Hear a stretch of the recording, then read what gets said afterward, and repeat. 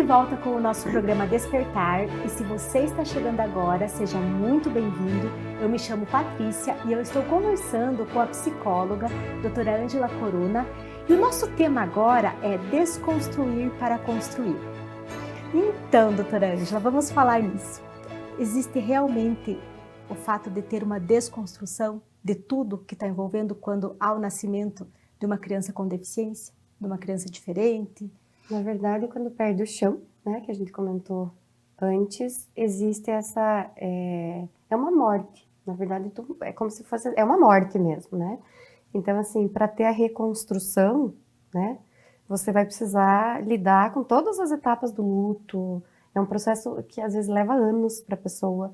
E aí entra naquilo que a gente fala sobre a questão, assim, a gestação traz um ideal. Né? Então a gente faz projeções, né, nesse filho, na criação, nos valores que tu quer transmitir. E quando foge desse ideal, você acaba se perdendo na questão do quê? Dessa reconstrução. Então eu acabo precisando investir muito mais em estímulos, em terapias. Vai ter que trocar o parquinho pela... Exato, a fono, talvez a fono, a fisioterapeuta. TO, isso. Então assim... Não necessariamente trocar, mas você acaba fazendo, porque o tempo da mãe, a mãe continua. E aí, para assumir, né? Então, todos esses estímulos que a criança precisa e demanda, tu precisa continuar a trabalhar, muitas vezes. Então, tem toda uma questão, isso, né? Questão estrutural, financeira, material. Então, assim, desconstruir para depois reconstruir, né? Então, assim, você desconstrói aquilo que era um ideal para passar a viver aquilo que é real. E aí, então, novamente, cada um tem um processo, né? Mas se você não acha que a nossa vida inteira é de desconstrução? Eu ia falar isso agora. É como se fosse assim, não só na gestação, né? Não só na criança especial. Você acaba passando por isso numa sociedade, né? Num divórcio, numa amizade que você perdeu, né? Enfim, em alguém que você perdeu em luto. Então, assim, é muito comum que você tenha que se reconstruir ao longo da tua vida por diversas vezes.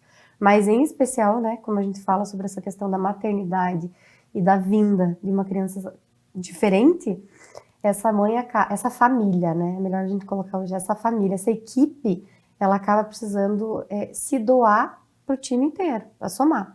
Né? Então, você vê que avós começam a levar para físio, o pai leva, a mãe leva. Por quê? Porque a família precisa continuar. Então, o trabalho do pai, o trabalho da mãe. Até porque eles precisam manter. Exato. Então, assim... E uma criança gasta muito mais se ela tem uma necessidade diferenciada. Exato. Porque é tantas terapias e tratamentos, e ao correr atrás das leis, e por aí vai. Isso. Bom. E por aí vai. Isso. E você sabe o que eu percebo muito, assim, ó, aquela grande dificuldade, principalmente da parte de avós, falando agora de falar assim, o meu neto tem uma deficiência. Sabe, ele tem um probleminha, ele tem um... Então ainda há essa grande, até, não digo dos avós só, mas também às vezes da mãe ou do pai. Paty, Aí é a negação mesmo. É aquilo que a gente fala, acho que né? é O que os olhos não doído. veem, o coração não sente, né? Então, assim, eu tô vendo, eu tô sentindo, mas eu tô querendo não ver. Então, assim, ainda é uma sensação do quê? De luto. E pode ser que você passe muitos anos fazendo isso. Então, quando você fala dos avós, para eles, talvez com uma idade... Enfim, e talvez isso não seja nem questão de idade hoje em dia, né? Não é levado em consideração. Mas a questão de você poder dizer, o meu neto é especial e lutar e entrar, muitas vezes você engaja, mas não assume aqui, né? Fisicamente. Então você vai levando, vai querendo sempre estar incluindo naquilo que é o normal, naquilo que é considerado sempre aquilo que é regular, o ensino regular, o normal. Dentro do normal, eu tô sempre tentando colocar. Então é uma ferida que muitas vezes eu tô distante do processo de aceitação. Porque quando eu entro na aceitação, flui muito mais, né? É muito libertador. É libertador. Essa né? é a palavra. Porque né? você entra em fluxo, entra no time, e aí você consegue entender que você precisa cuidar do cuidador, ou seja, que o cuidador precisa de cuidados. Então, assim, essa mãe que de repente tá deixando de lado, essa mãe que ela se deixa de lado, geralmente. Ela deixa o próprio casamento, Exato. Os próprios amigos, porque ela de repente se anula e não sai mais nem com uma amiga tomar um café, nem ter uma atividade de lazer. Social, moral, amigável, afetivo, enfim. E aí entra na questão da autoestima. E a mulher com a autoestima que não tá legal, vai degringolando todos os outros papéis. Então é muito comum também a mulher que se deixa de lado e ela se assume como cuidadora. Entende? Então ela fica com a autoestima dela afetada, né? Mas ela se assume como cuidadora. Então ela vai muito mais para aquela área espiritual. O meu papel é esse, é de cuidar. Mas na verdade o papel dela é também ser cuidada. Ela não precisa levar essa barra sozinha. Exatamente. Ela não Dá para precisa e dividir, não dá para deve, organizar. né? Tem que organizar, inclusive. Gente, pessoas como a própria Patrícia, né, que está desenvolvendo um programa como esse, existe muita gente bacana, existe muita rede de apoio, né, gratuita. Existem pessoas que se oferecem, né, para isso. Existem tratamentos psicológicos gratuitos e voluntários. Então, assim, na pandemia, o pessoal da psicologia se uniu pra caramba para tentar ofertar isso para os profissionais da saúde, para quem cuida de quem estava cuidando do pessoal com Covid e superlotação. Então, assim, é um nicho diferenciado, né? A questão dos pais, das famílias especiais. Eu costumo chamar assim um termo, não sei se é certo ou não, mas são famílias especiais, parece que escolhidas, assim, sabe? Exatamente. Então, assim, é uma missão que não é todo mundo que dá conta, e a gente também precisa cuidar para não julgar isso. Porque o julgamento, a mulher mesmo se julga já. Já Exato, começa por aí. Aquela questão por que isso nós que ela falamos. se esquece, ela deixa de ir por último. Então, assim, eu vou priorizar uma fisioterapia para o meu filho do que um salão de beleza para mim. Entendeu? Nossa, então, assim, isso é bem comum. Entendeu? Então, assim, e vai ficando, e aí de repente afeta a relação. Então, assim, é um assunto polêmico, Fora o complexo. esgotamento, né, Ângela? Porque às vezes aquela criança que Porque tem demanda uma noite inteira quase de cuidados, crianças muito graves que usam sonda, que usam oxigênio, que a família monta um hospital em casa, muitas vezes. Criança ou adulto em si, porque temos os deficientes também, que se tornam deficientes no decorrer da vida. Isso. Né? Às vezes um acidente automobilístico, que é uma das principais causas da deficiência no adulto. Então, imagine o esgotamento também físico, mental. Por isso que, assim, ó, uma das partes vai deixando de lado, né? E é isso que é bacana hoje a gente incentivar que os homens entrem nisso, porque o time fica mais forte. Quando o parceiro vem e começa a entender, poxa, tu tá esgotada, sabe? Porque é uma das coisas que eu trabalho muito. Quantas famílias podem ter uma cuidadora paga para ajudar? Exatamente. Muitas, a maioria não pode. Até porque tem as terapias, é o que a gente falou, é o contexto como um todo, né? Então acaba que você não tem essa condição, e aí você abre mão da tua, né? Da tua condição de ter amigos, de ter lazer, para poder cuidar. Porque toda a família já vem comprometida até para umas férias. Ah, não podemos gastar porque temos os tratamentos. Escolhas pautadas nas prioridades, nas nossas prioridades. Viu como afeta tudo, né? Afeta tudo. E outra, ainda temos a questão de ter os outros filhos. Sim. Que não dependem tanto da atenção. Eu imagino que a mãe em si, a família, tem que ter cuidado também com isso. E é muito comum que esse filho, que seja filho mais velho, que já estava ali, ou que é mais novo e não tenha alguma deficiência, ele acabe como um segundo filho, né? Como um segundo filho de uma criança que nasça, que não tenha dificuldades. Então, o segundo filho já vai muito mais tranquilo. O primeiro a gente, que nem diz... Uma redoma, né, ao redor, enfim. E quando é especial, ainda mais. Ainda mais. Né? Então, todo o processo da aceitação, todo o processo do luto e ainda mais esses cuidados. Então, assim, você coloca uma redoma. O segundo vem, tem o papel de mãe já existe, né? A mãe já existe, ela já nasceu com o primeiro filho. Então, se existe um segundo filho que está em casa, geralmente ele fica mais... Ele se vira, vamos dizer assim. Ele se vira.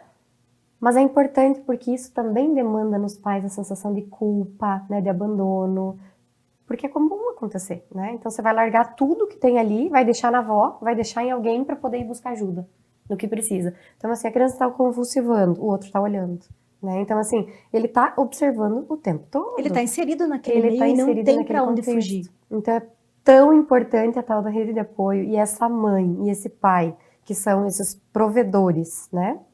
Que geraram essa criança especial, de buscar quanto mais autoconhecimento, maturidade emocional, união e informação, que aí eles conseguem levar com um pouquinho mais de manejo, sabe? Leveza, né? Isso, porque assim, já tá difícil, já tem que ir atrás de muito estímulo. Então, assim, não é a quantidade de tempo, né? A gente precisa investir em qualidade de tempo. Então, se esse segundo filho, ou esse primeiro... Qualidade de tempo.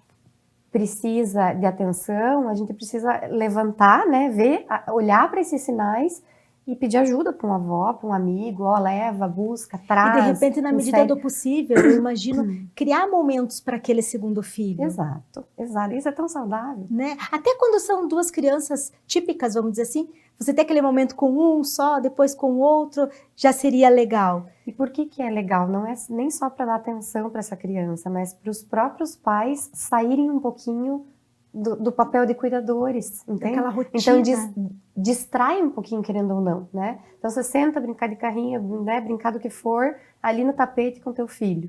Típico, como tu fala, né? Então, assim, você se distrai, quando tu vê, passou 5 minutos, poxa, 5 minutos de atenção, sentado, olhando no olho, e a criança sabendo que tu tá ali, isso é conexão, né? E a conexão não tem preço. Exatamente. Não tem preço que pague. E isso reflete lá no futuro. Com toda certeza, né? Para ambos, para todos. Para todos, né? Para todos. Porque nós temos tanto a criança deficiente que ela tem o cognitivo preservado, que ela fala, vamos dizer que seja uma deficiência física, né? Que ela vai estar na maioria das atividades inseridos, mas talvez não possa participar de tudo. E temos aquele deficiente que é acamado, que não tem reação. Então, que nem a gente falou, cada caso vai ser um caso.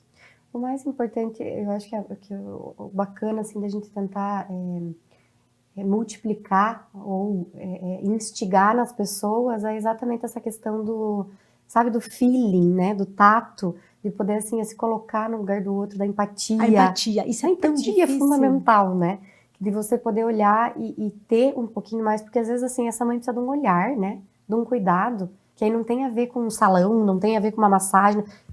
Às vezes tem, mas de repente, assim, é uma palavra, é ser escutada, é ela chorar no ombro de alguém. Então, assim, são coisas que muitas ela tem vezes, o direito assim, de chorar, né? Que são não tão dizer assim, pequenas. nossa, mas pra que isso? E para que essa pessoa choradeira? É tão importante, né? Exatamente. Exatamente isso. O teu direito de não ser julgada. Exato. Nem com relação sentir, assim, a um exausta, filho, nem a cansada, reclamona, né?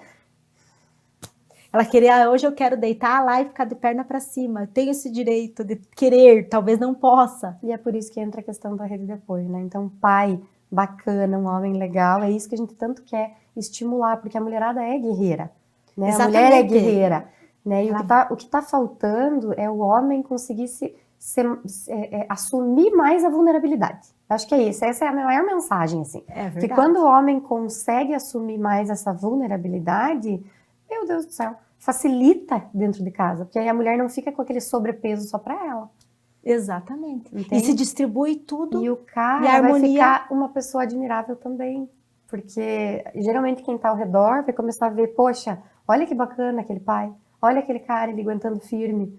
E aí nesse momento a mulher também vai ter condições de olhar para ela, né? E aí ela vai conseguindo ir atrás um pouquinho aqui, um pouquinho ali dessa questão da autoestima, que é tão importante. Que é tão importante, porque além de, antes dela ser mãe, ela é uma mulher. Exatamente. Porque é aí que vem desencadeando todos os problemas no casamento, daí na vida, a vida financeira já está balançada, vamos dizer assim. E os dois tabus que a gente fala, né, nos relacionamentos familiares, são a vida financeira, né, e a vida sexual. Então, nesse autoestima estando afetado, entra nos dois, aí entra a dificuldade.